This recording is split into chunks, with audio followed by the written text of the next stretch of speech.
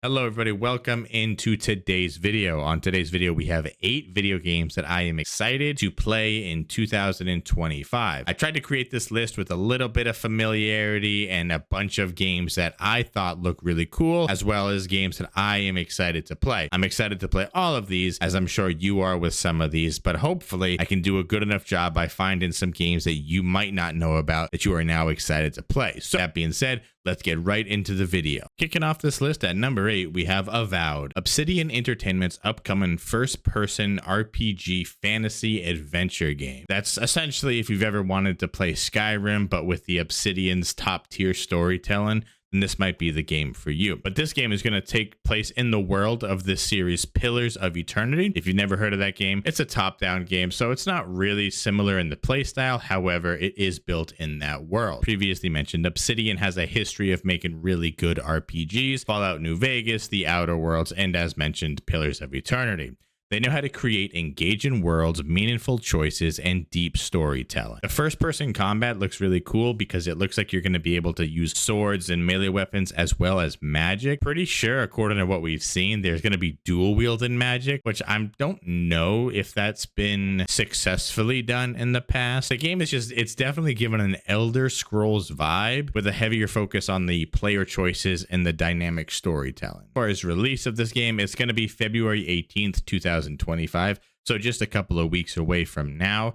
It looks like as of now, it'll be an Xbox and PC exclusive. Next in at number 7, we have one of the games I am most excited for the entire year. And if you've watched this channel you'll know because I've already made a video about this game. And that is, of course, the first Berserker Kazan. It is a game that I am incredibly excited about. I knew absolutely nothing about it until I played the demo. But this is a really Souls-like inspired RPG with a focus on hack and slash combat and deep lore. As I mentioned in my previous video about this game, it just seems like it's a well-polished, really enjoyable game. The combat feels so smooth and it's very nice to play on a controller. The monsters give a good flair. They look unique. I just think, as I mentioned in the video about the demo, this game really does have the potential, and the fact that we've already gotten our hands on it really goes to show that they're confident in the product they're making for us to try. This game is released on March 27th, 2025, and it is PC. It's likely going to go on console, but it hasn't really been confirmed yet. And that leads us to our number 6 entry, which is a game called South of Midnight. South of Midnight is a third-person action-adventure game from Compulsion Games, the studio behind the incredibly successful We Happy Few. In this game, you play as Hazel, a young woman exploring a supernatural version of the American South. This game looks like it's going to be filled with creatures and good combat and storytelling. It just looks all around like a good game. And like I said, this is a game I really didn't even know existed prior to looking for games to make this list. I'm pretty excited about this game because, as mentioned, it really does have that unique Southern Gothic setting. Like, I don't know if any game has really ever tried that. So I'm really excited to see the design and the style of this game and see how it can really, compete against other games. Now, this does look like it's going to be a deep narrative-driven adventure game. Compulsion Games is known for their storytelling, and South of Midnight seems to be focusing heavily on its character-driven narrative. There's like an emotional depth to this story. From what we know so far, you're going to try to be finding where your mom went. You're trying to rescue her and things of that nature. This game is scheduled to be released on April 8th, 2025. And as of now, it's only been confirmed on the Xbox, Xbox S, and PC. Next up at number 5, it is time to bring a heavy hitter, and that is the anticipated release of Ghost of Yotei, which is the next game in the Ghosts of Tsushima series, which looks incredible. If you ever played Ghost of Tsushima, you really know what you're getting at with this game. Ghost of Yotei is an action-adventure game set in a feudal Japan, focusing on stealth-based gameplay and intense sword combat. From what we've seen so far, this game is heavily inspired by real-world samurai culture with a focus on precision-based fighting and tactical decision making. I mean, I don't even really need to talk much about how this game looks, because if you've ever seen, played, or watched any sort of Ghost of Tsushima, you know that these games look incredible. They're stunning. The graphics look great. I mean, I think Ghost of Tsushima is like a benchmark game for any sort of, monitor or like graphical test. And I played Ghost of Tsushima and I really enjoyed it. I did unfortunately never finish it because there's so many games I want to play, and it took it a while for it to finally become PC available. But I know with the anticipation of this game being released, I will definitely go back and beat it as time gets closer to the release date. The release date as of now is just in 2025. It's not really confirmed if it's going to be on PC, but it'll most likely be a PlayStation exclusive release, just like Ghost of Tsushima was when it originally came out. Now at number 4, we have an interesting game called FBC Firebreak. Now, FBC Firebreak is a game that really caught my eye with its supernatural action and cooperative gameplay. With details are still emergent about this game, it does look incredibly unique, and I can't wait to learn more about it. What we know so far is that this game will be a 3-person cooperative first-person shooter set in the mysterious world of Control. Players take on the role of a firebreaker, an elite first responder within the Federal Bureau of Control tasked with controlling otherworldly threats during a prolonged siege on the agency's headquarters. This game emphasizes teamwork, a strategic combat with players utilizing a variety of weapons, specialized tools, and paranatural abilities. When I was looking at this game, and you can see the gameplay on screen hopefully, it just looks like the best way I can think of it is a junk food game.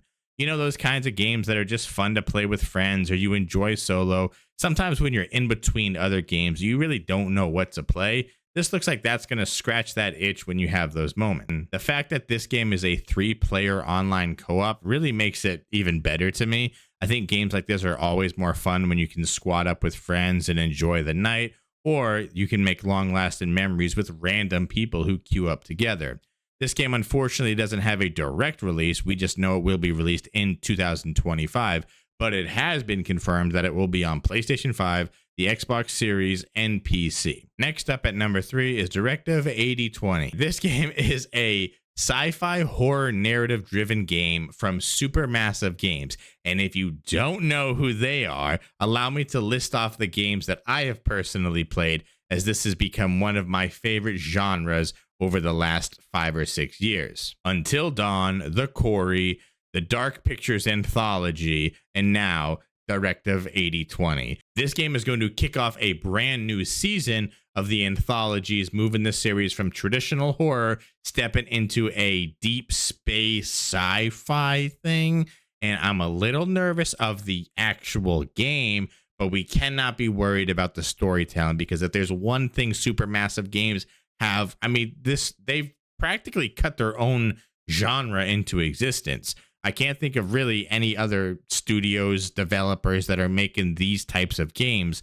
You know, the Detroit Become Human, the Dusk, those type of games. I mean, I'm just incredibly excited for this game. As previously mentioned, this is probably my favorite genre of video game. I've played every game in this franchise. I've played pretty much every Supermassive game.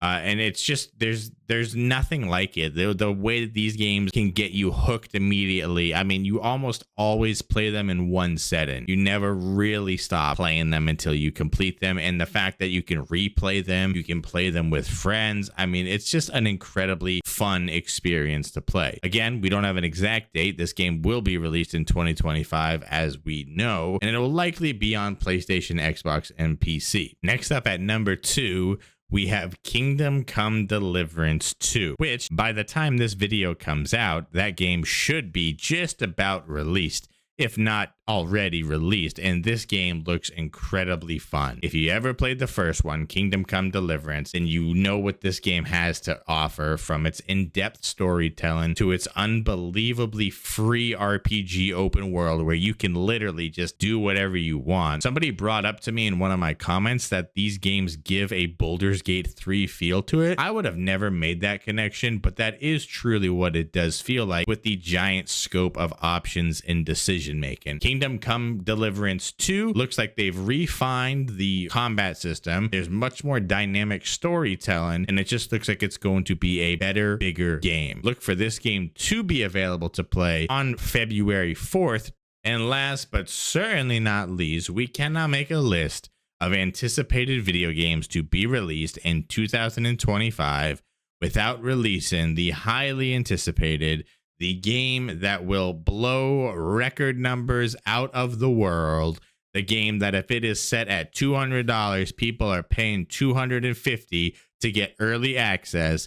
It is Grand Theft Auto 6. There's really not much to say about this game that hasn't already been said. Its publisher is Rockstar Games. Do they ever release games that are bad? From Red Dead Redemption to Mafia: The Old Country to Grand Theft Auto, all of the other ones. I mean, this is just, you know what you're getting with this game, and it looks like it'll be the most up-to-date, modified version of that Living World simulator. I am incredibly excited for this game. I cannot wait to see what it's going to bring. I don't know if it will be a $100 price tag. That is currently what people are talking about. And that's it. Those are 8 games that I am excited to play in 2025. Were some of these games on your list? Were some of them on your I could care less list? Let me know in the comments down below as we can have a discussion about these games. There's a bunch more games I'm excited about in this year to be released. There's a bunch of other games out there that we will and can talk about. So make sure you show some support by subscribing and liking the channel.